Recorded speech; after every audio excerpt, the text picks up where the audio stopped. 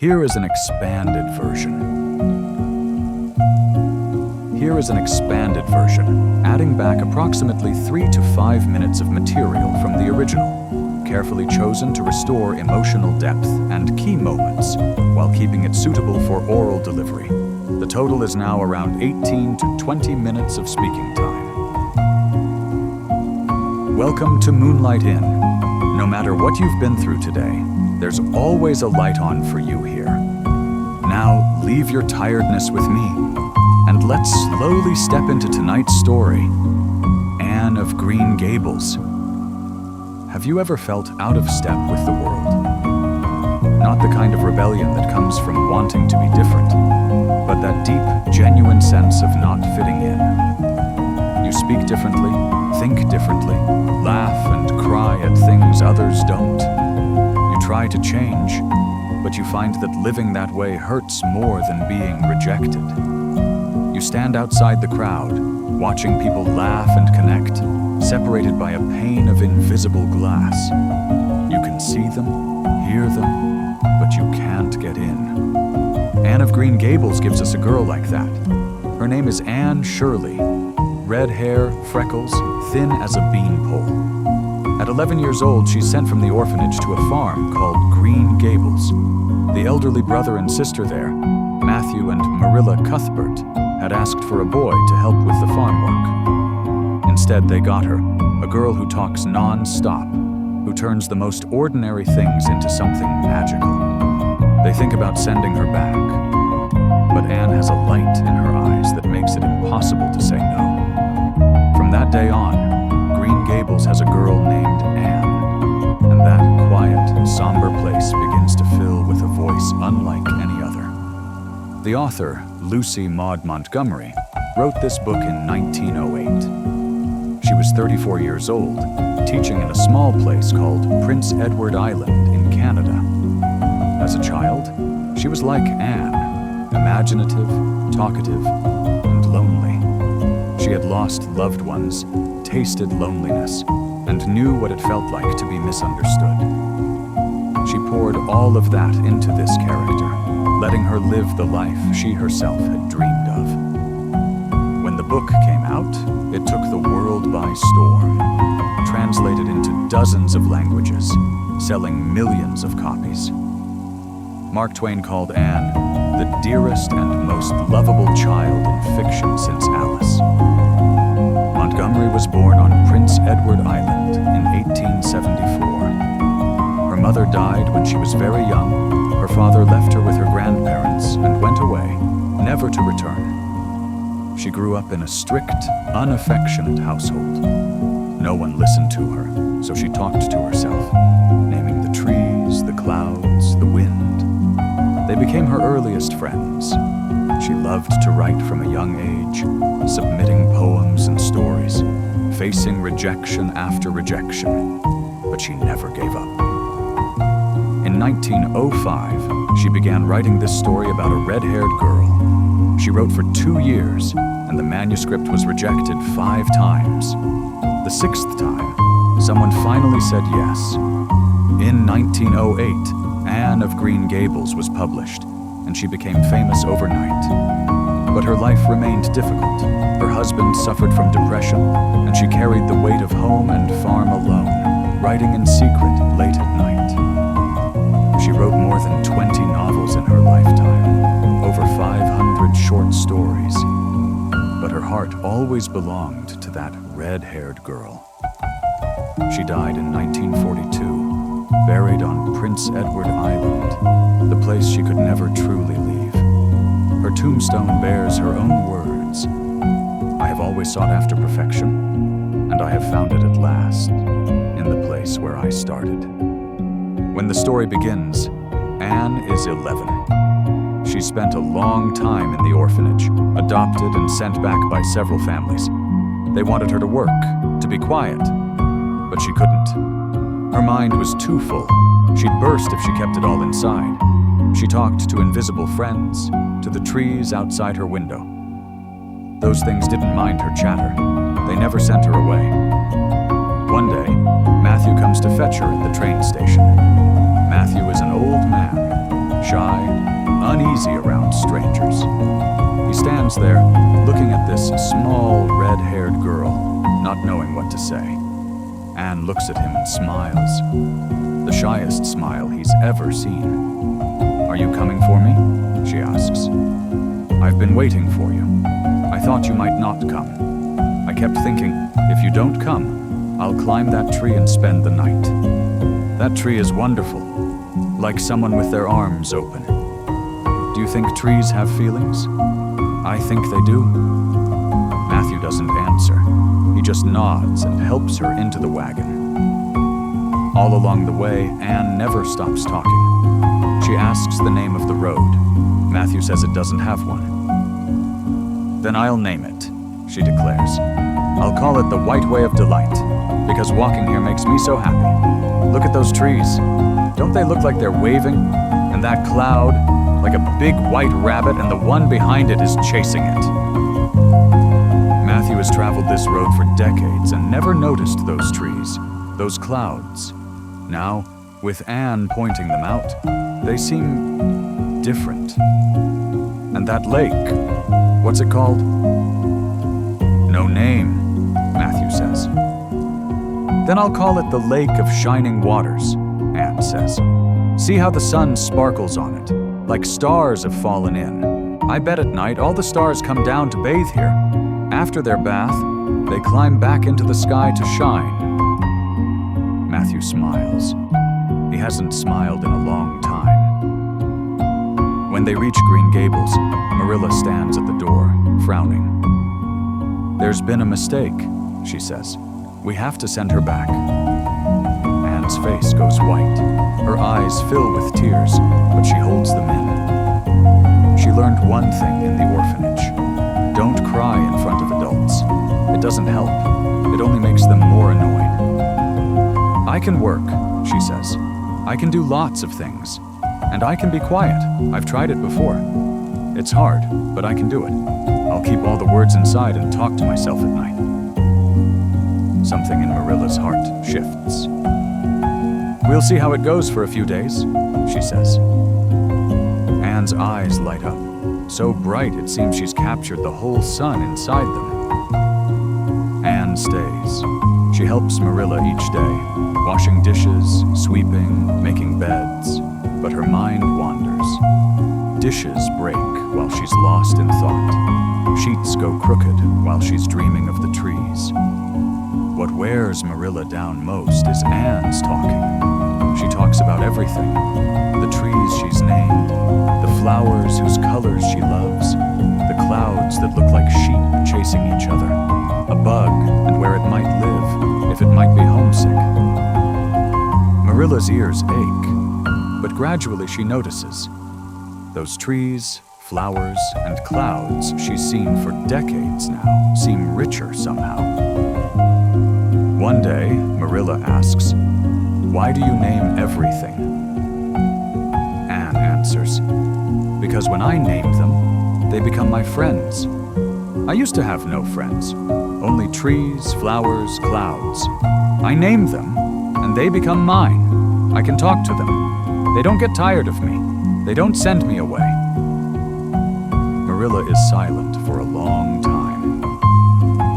That night, she says to Matthew, "The child stays." Matthew smiles, the biggest smile he's had in days. Anne starts school and meets a girl named Diana Barry, dark-haired, dark-eyed, with dimples when she smiles. The moment Anne sees her, she knows this will be her best friend in the world. "Will you be my best friend?" she asks. "I'll be so good to you. I've never had a best friend before, but I'll learn. I'll tell you all my secrets. You can tell me yours. We can go to school together, walk home together, name things together. We can be friends forever, even when we're old and gray." Diana smiles and says yes. They explore the Lake of Shining Waters together, walk the White Way of Delight, visit all the places Anne has named. Anne has never been happier, but Anne also gets into trouble. A neighbor, Mrs. Lynde, comes to visit and declares, "What an unfortunate-looking child. That red hair, those freckles, such a pity." Anne hates nothing more than anyone mentioning her red hair. It's the most tender wound she carries. She shakes with fury. "I hate you," she shouts. "How can you say that about me? What does it matter if my hair is red? It's mine." She runs upstairs and cries all afternoon. Marilla insists she apologize. Anne refuses. "She started it. Why should I apologize?" Marilla says, "Because you're a child and she's an adult. Children must respect adults." Anne asks, "Then don't adults have to respect children? Can adults say whatever they want?" Marilla doesn't know how to answer. She's never thought about it. Finally, Anne goes to apologize. "I'm sorry for shouting," she says. "But when you said I was ugly, it hurt me terribly. I've never called anyone ugly, because I've been called ugly all my life, and I know what it feels like. I won't do it again. But please don't say things like that to others either." Mrs. Lynde stares at her. Looking at this red-haired girl, she suddenly realizes her own words were too harsh. She nods. Anne celebrates her first real Christmas at Green Gables. In the orphanage, Christmas meant an extra piece of bread, another bowl of soup. Nothing joyful. This time, Matthew buys her a dress with puffed sleeves, something she's always wanted, talked about endlessly but never owned. When she opens the package, she freezes. She stands there, looking at the dress, the puffed sleeves, at Matthew and Marilla, and tears stream down her face. "Is this really mine?" she whispers. "I'm not dreaming," Marilla says. "It's yours. Matthew went to town to get it for you." That night, she puts on the dress and stands before the mirror. She tells herself, "I am Anne. I have a dress with puffed sleeves. I am a child who belongs to someone." Anne grows up. She excels in school, so much so that everyone is astonished. She wins a scholarship to Queen's Academy and must leave for the city. On her last day at Green Gables, she stands at the door, looking at the old house, the trees she named, the place where she's lived all these years. Matthew stands beside her. "You'll be homesick, child," he says. Anne answers, "I already am. I haven't even left, and I already miss this place. I'll miss the trees, the flowers, the lake of shining waters, the white way of delight. I'll miss you and Marilla. I'll think of you every night before I fall asleep." She goes to Queen's and does brilliantly, earning a university scholarship. She's overjoyed. She writes home to Matthew and Marilla, telling them when she finishes her degree, she'll come back to teach, support them, give them a good life. She'll take Marilla to the city, buy Matthew the best pipe, make sure they never worry again.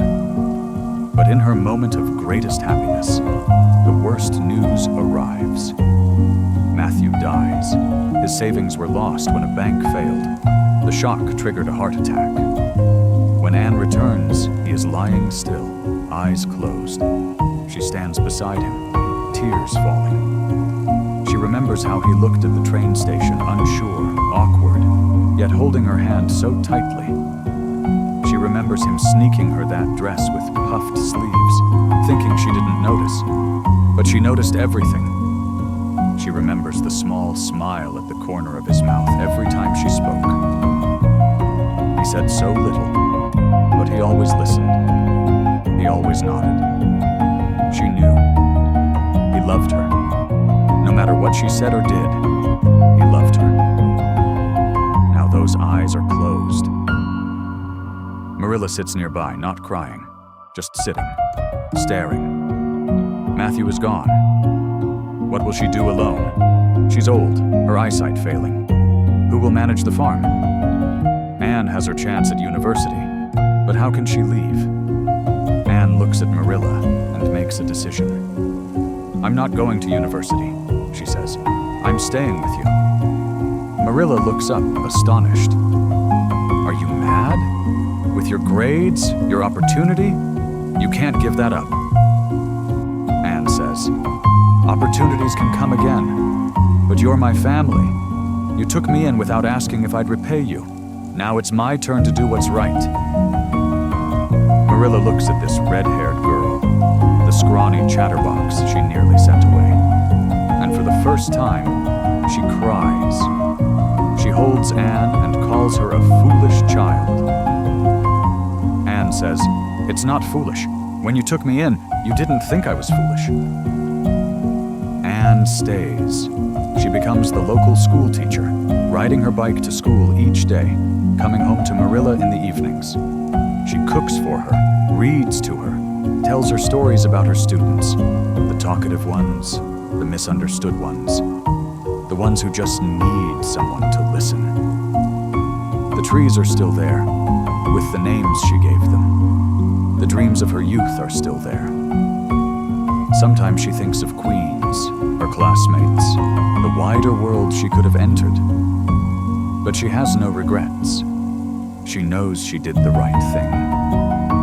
One evening, she sits by the window, looking at the lake of shining waters. The setting sun shimmers on the water, just as it did years ago. She thinks of Matthew and suddenly smiles. Marilla comes over. What are you smiling about? Anne says, I was thinking how happy Matthew must be. He always worried I'd leave and never come back. Now he knows I won't. Green Gables is my home. You're my family. I'm not going anywhere. Of all the moments in this book, the one that breaks my heart most is not Matthew's death, but Anne seeing herself for the first time. Shortly after arriving at Green Gables, Marilla tells her to wash up and change. Anne walks to a mirror and freezes. She has never seen herself before. In the orphanage, there were no mirrors. Adults don't give orphans mirrors. She never knew she had red hair and freckles. She only knew from what people said that she wasn't pretty. She stands before the mirror for a long time. Her red hair is indeed carrot red. Her freckles are scattered like dust. That face, it's exactly as they said, not pretty. And then she cries. Marilla hears and comes to her. What's wrong? Anne points at the mirror. Why am I so ugly? She sobs. No wonder nobody wanted me. No wonder nobody likes me. If I were them, I wouldn't want me either. Marilla stands there, not knowing what to say. She wants to say, you're not ugly, but she knows it wouldn't be true. She could say, hair can be dyed, but that's not the answer either. So she just stands there. Then Anne stops. She wipes her tears and speaks to her reflection. It doesn't matter. I can still imagine. I can imagine beautiful hair and smooth skin. I can imagine I'm a princess in a castle. No one can take my imaginings away. They can reject me, they can not like me, but they can't take my imagination. Marilla feels something inside her crack. Every unwanted child, every rejected child, every lonely child has stood before such a mirror and asked, why don't they like me? Why don't they want me? There are no easy answers. But Anne, in her darkest moment, holds on to her imagination. That is her weapon, her strength, her light. Anne of Green Gables tells the story of a girl's growth, but Montgomery wrote more than that. Through Anne, she shows us truths about living. First, the power of imagination. Anne's fantasies weren't escape. They were how she saw beauty where others saw nothing. She lived richer because of them. Second, the importance of belonging. Anne found a home at Green Gables, not because of the house, but because of the people. Matthew, who listened, Marilla, who cared. Home isn't a building. It's the people who make you feel wanted. Third, the value of authenticity. Anne is not a convenient child. She talks too much, she makes mistakes, but she never pretends. In a world full of performances, a real person is precious. Fourth, accepting loss. Anne loses so much. Her parents, Matthew, her chance at university, but she keeps going. Not because she's strong, but because she knows there's no way forward but forward.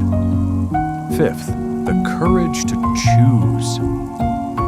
Anne gives up university to care for Marilla. Not sacrifice, reciprocity. Some choices aren't about right or wrong. They're about what's worth it. Sixth, what it means to grow up. Anne grows up, but she never loses her imagination. Growing up isn't becoming old, it's becoming more yourself. She becomes an adult, but she's still that red-haired, freckled girl who names everything. At the story's close, Anne stands by the window, watching the lake of shining waters. The sunset is the same as it was years ago. Matthew is gone, but the trees remain, the names remain, the memories remain.